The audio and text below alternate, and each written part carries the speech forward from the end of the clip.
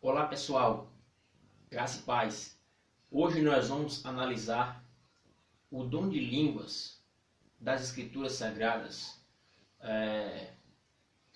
em comparação com o dom de línguas que nós vemos nos dias de hoje nas denominações pentecostais, neopentecostais, enfim, as denominações carismáticas que advogam a atualidade de dons espirituais para os dias de hoje, a atualidade de todos os dons.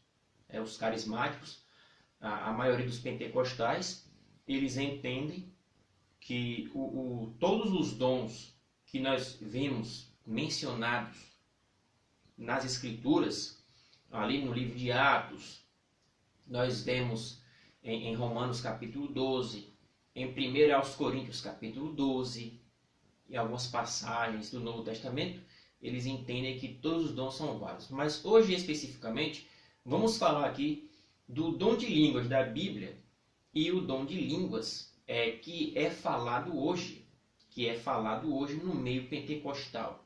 Será que trata-se do mesmo dom? É a mesma coisa? As línguas que ali são faladas nesses cultos que vemos são as mesmas línguas que foram faladas nos episódios narrados pelas Escrituras? Muito bem, vamos ver o que a Escritura Sagrada fala a respeito disso. A primeira promessa com relação ao falar em línguas foi dito pelo próprio Senhor no Evangelho de Marcos, capítulo 16, e o versículo 17, onde diz: "Estes sinais seguirão aos que creem, em meu nome expulsarão demônios, falarão novas línguas." Portanto, aqui é feita a promessa de que eles falariam novas línguas. Então, diante desse texto aqui, quando nós vamos fazer a análise exegética, a etimologia da palavra, no grego, não se trata de línguas estranhas, como se fosse uma língua inexistente, um idioma que não exista em lugar nenhum do planeta. Não é isso que Cristo está falando aqui. Ele está falando exatamente de outros idiomas falados por nações existentes na Terra.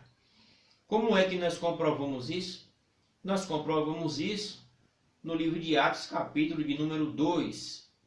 Veja o que acontece.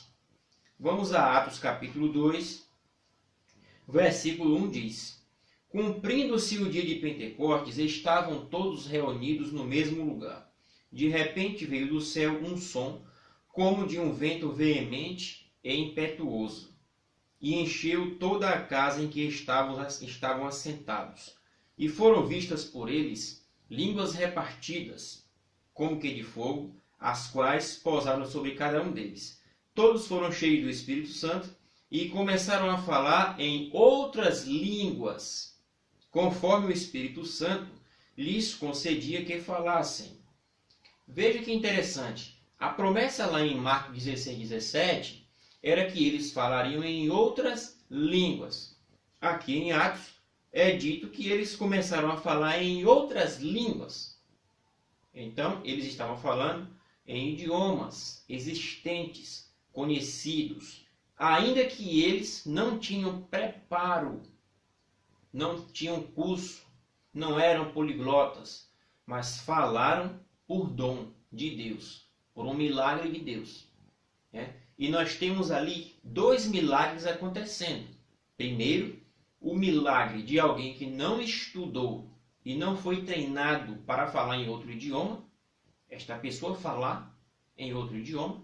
E o segundo milagre é daquelas pessoas também que estavam ali ouvirem este dom e assim compreenderem as palavras de Deus. Então, vamos continuar lendo o texto. Olha só. "Em Jerusalém estavam habitando judeus, varões religiosos de todas as nações que estão debaixo do céu."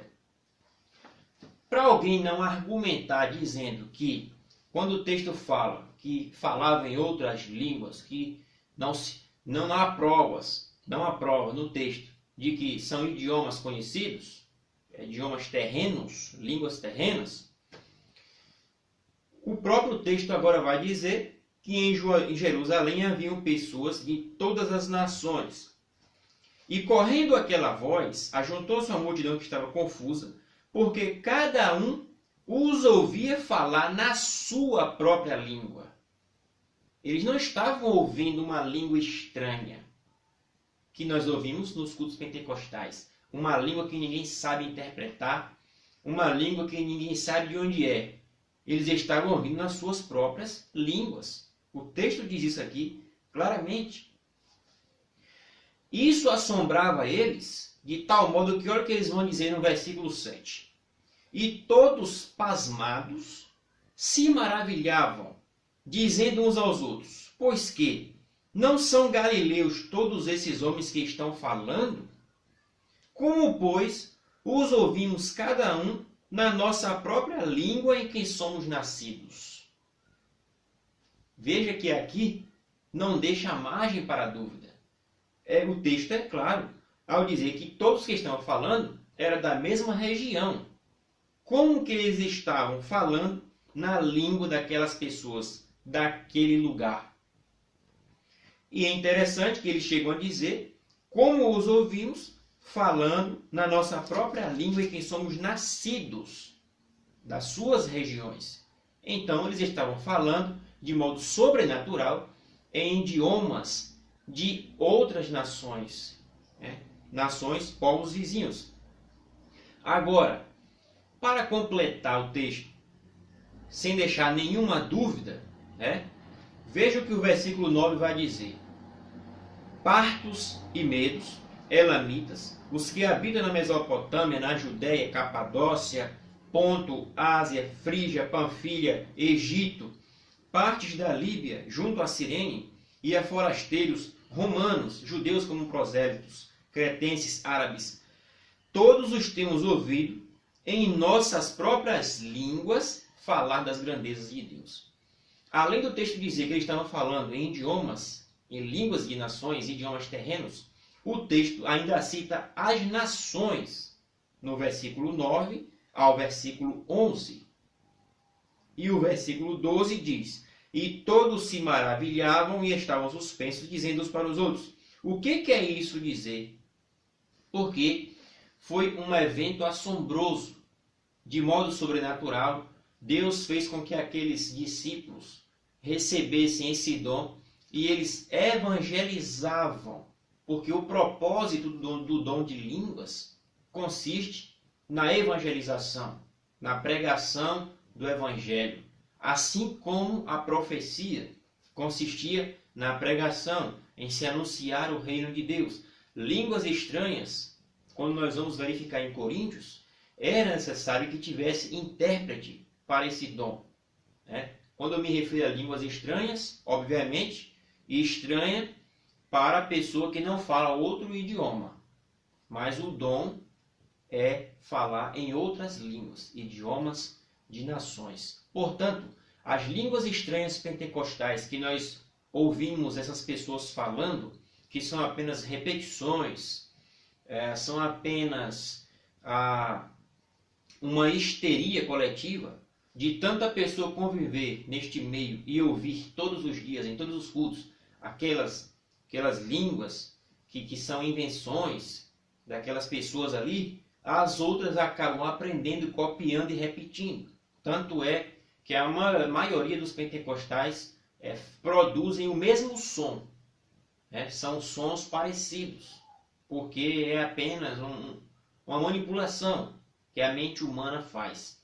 Portanto, o dom de línguas da Bíblia, do tempo apostólico, ele não tem nada a ver com essas línguas que são faladas em denominações pentecostais e neopentecostais. Mas sim, são apenas invenções essas línguas que nós vemos hoje e não tem nada de sobrenatural, não tem nada de dom de Deus. E também não tem nada a ver com o batismo com o Espírito Santo, que em outro vídeo posteriormente nós vamos falar aqui o que significa o batismo com o Espírito Santo.